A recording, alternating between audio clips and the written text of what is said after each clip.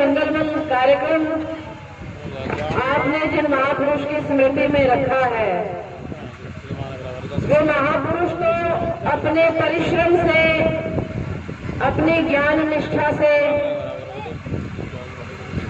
अपने प्रयासों से उस काल में अपने जीवन को सार्थक करके गए, जिस काल में जीवन को आगे बढ़ाने के लिए उनको ढेरों चुनौतियों का सामना करना पड़ा। आज का समय बहुत बदल चुका है, आज उतनी चुनौतियां नहीं है। सालों में भी संविधान का निर्माण करके आप सबके लिए एक ऐसे भविष्य का निर्माण उन्होंने किया कि जो चुनौतियां उनको झेलनी पड़ी, जो समस्याएं उनके आगे बढ़ने के मार्ग में आई, जो गड्ढे उनके लिए खोदे गए, वे आपके मार्ग में बाधक न बने। लेकिन सोचने की बात है कि क्या उनके चरण चिन्हों पर चल करके हमारे बच्चे भी कुछ आगे बढ़ पाए या नहीं? क्या मातृशक्ति बहुत बैठी हुई है? मेरा आह्वान है इन माताओं से कि अपने बालकों को वीर महापुरुषों की कथाएं और गाथाएं, कहानी सुनाया करो। आज का समय ऐसा आ गया है कि ये मोबाइल सबके हाथ में है। बालकों के हाथ में मोबाइल आ जाने के कुछ फायदे हैं, कुछ नुकसान भी है। और बालकों के क्या कहें, वयस्कों के हाथ में मोबाइल आने के भी नुकसान ज्यादा है। स्वास्थ्य भी खराब कर लिया, मानसिक रोगी भी हो गए। क्या देखना चाहिए, क्या नहीं देखना चाहिए, ये बोध भी नहीं रहा। और वह काल न जाने कहां पर लुप्त हो गया, जब मनोरंजन के साधन अपने बुजुर्गों के पास बैठ करके और अपने ऐसे ऐसे वीरों की, ऐसे ऐसे दानवीरों की, शूरवीरों की, भक्तों की कथाएं सुनना वह एकमात्र मनोरंजन का साधन हुआ करता था। गांव के अंदर ऐसा वातावरण होता, जितने भी पुरुष भाई दिन भर मेहनत करके लौटते संध्या में सब अपने बुजुर्गों के पास कहीं चौपाल में, कहीं बरगद के नीचे इकट्ठा होकर के सब बैठते और उनसे प्रेरणादायक कहानियां सुनते, कथाएं सुनते, इतिहास की बातें सुनते और फिर जोश से भर करके वे अपने जीवन को आगे बढ़ाते। आजकल तो सबका गुरु मोबाइल हो गया है। इसके अंदर आने वाले झूठे सच्चे सभी प्रकार के समाचारों को सच मान लिया जाता है और एक नई यूनिवर्सिटी का निर्माण हो गया, जिसका नाम है व्हाट्सएप यूनिवर्सिटी। जो चाहे समाचार लिखकर आ जाए, उसी को बिना जांच पड़ताल के सत्य मान करके हमने अपने जीवन को, अपने बालकों के जीवन को एक ऐसे बड़े खतरे के आगे खड़ा कर दिया है, एक ऐसी समस्या में धकेल रहे हैं कि कल को उनको ज्ञात ही नहीं होगा कि सच्चा ज्ञान क्या है। लाइब्रेरियों के अंदर रखी हुई पुस्तकें आवाज लगाती है, वो पन्नों में लिखे हुए काले अक्षर बुला रहे हैं कि हमें पढ़ लो तो तुम्हारा जीवन सफेद हो जाएगा, तुम चमक जाओगे। अपने बालकों को पुस्तकों को पढ़ने के लिए प्रेरित करो। यदि बाबा साहेब ने उस काल के अंदर जब की शिक्षा को प्राप्त करने के लिए कितने उनके मार्ग में बाधाएं आई थी, अगर उन बाधाओं को पार करके तो पढ़ते लिखते नहीं, इतनी महान, इतनी ऊंची डिग्रियां आज मैं देख रही थी कि क्या क्या डिग्रियां उनके पास थी, तो कम से कम 25 प्रकार की डिग्रियां। कौन सा फील्ड है जिसमें उन्होंने पढ़ाई को नहीं किया? कितने बुद्धि के कुशाग्र थे वो। ये बुद्धि किसी भी जात के अधीन नहीं है।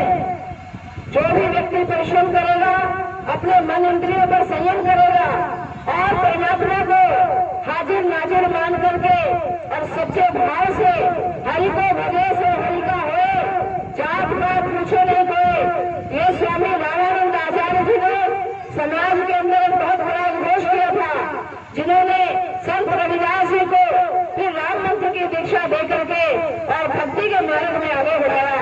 मीराबाई जाति से तो क्षत्रिय थी, क्षत्राणी होते हुए भी उसने अपना गुरु के रूप में एक चरमकार जाति के संत रविदास जी को अपना गुरु बना करके समाज में बहुत महान उदाहरण प्रस्तुत किया। और क्या कहे, साक्षात पारब्रह्म परमात्मा जब राम के रूप में अवतरित हुए, तो वो भी जब वन के अंदर घूम रहे थे सीता जी की खोज लगाने के लिए, तो अन्य आश्रमों को छोड़कर त्याग कर वो एक ऐसी महिला के आश्रम कन्या थी जिसका नाम शबरी ही रख दिया जाता है। लेकिन वो शबरी आहार विहार में भोजन के अंदर शुचिता को रखने वाली थी। परमात्मा को शिक्षापन बहुत प्रिय है। मांसाहार को त्याग करके, मदिरा पान को अपने से दूर करके अपने शरीर को परमात्मा का दिया हुआ ऐसा एक अनोखा, ऐसा एक दिव्य यंत्र समझो, इसकी दिव्यता को बनाए रखना है।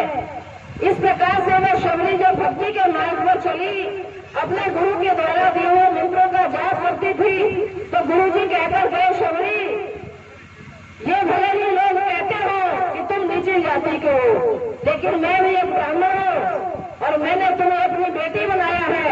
मेरे आश्रम में तुम रहो। एक दिन ऐसा आएगा जब साक्षात परमात्मा चल करके नंगे पांव तेरे झोपड़ी के आगे आकर खड़ा हो जाएगा और तुझे मां कह के संबोधित करेगा, तेरे चरणों में झुकेगा। वही परमात्मा राम अपने भाई लक्ष्मण के साथ शबरी की झोपड़ी में आए, आकर के साष्टांग प्रणाम करते हैं, परिचय बताते हैं कि मैं दशरथ नंदन राम हूँ। वाल्मीकि ऋषि तो ये कहते थे कि हे राम तुम साधारण नहीं हो, श्रुति से पालक राम तुम जगदीश माया जानकी, जो सृजती जग पालती होती उपपाई करुणा निधान की। वाल्मीकि के आश्रम में प्रभु श्री राम जब गए तो वाल्मीकि ऋषि से पूछते हैं कि हे भगवान, हे प्रभु, आप मुझे रहने के लिए कोई जगह बताओ। मेरे पिता ने मुझे वनवास दिया है, मुझे राज्य से निकाला है, मैं आपके इस जंगल में रहना चाहता हूँ, मैं आपकी आज्ञा चाहता हूँ। वाल्मीकि ऋषि तो ब्रह्मज्ञानी थे, वो देखते ही हंसने लगे। अरे राम, तुम मुझसे पूछते हो कि कहाँ रहूं? मैं तुमसे पूछता हूँ कि पहले तुम बताओ, इस सारे संसार में कोई ऐसी जगह है भी जहाँ तुम ना रहते हो? ईशावास्यमिदं सर्वं यत्किंच जगत्यां जगत्, संसार के कण कण में मिट्टी का छोटा सा कण हो, उसमें भी परमात्मा व्याप्त है। इसलिए हे राम, तुम साक्षात परमात्मा हो, तुम वेद के धर्म की रक्षा करने आए हो। और याद रखो, गौ को काटने खाने वाला, मांस खाने वाला वह परमात्मा के मार्ग का व्यक्ति नहीं हो सकता। इसलिए हम अपने जीवन में हिंदू होने के नाते वैष्णव धर्म को अपनाए, अपने जीवन को, अपने बालकों को प्रेरित करें। गाय तो दूध पीने के लिए होती है। आपके गांव के पास बहुत बड़ी गौशाला, नंदीशाला का यह निर्माण किया जा रहा है सरकारों के द्वारा। ये गाय और नंदी हमारे पूजनीय है, इनकी पूजा करके इनके चरणों के अंदर तो सारा वैभव मिलता है। अपने बच्चों को ऐसे संस्कार दीजिए कि वह गौ माता की पूजा करे, वह सनातन वैष्णव धर्म के मार्ग पर चले और बाबा साहेब भीमराव अम्बेडकर को अपना आदर्श स्वीकार करे। जब तक मेहनत नहीं करोगे, जब तक परिश्रम नहीं करोगे, जब तक पढ़ाई लिखाई के अंदर आप अपनी बुद्धि को पूरी तरह से झोंक नहीं दोगे, जब तक जवानी के अंदर अपनी इंद्रियों के वश को करने की विद्या को नहीं सीखोगे, अपने मन को संयम में रखने की विद्या नहीं सीखोगे, तब तक दोबारा भीमराव अम्बेडकर का जन्म होना मुश्किल है। ये संकल्प हमें आज के दिन करना चाहिए कि हे बाबा साहेब, हम भी आपके चरण चिन्हों पर अपने बच्चों को चलाएंगे और आपके जैसा ही शिक्षाविद, महान, बुद्धिमान बनाए, जो 1, 2, 3, 4 नहीं, अनेकों राष्ट्रों के नीतियों के निर्माण करने वाले हो।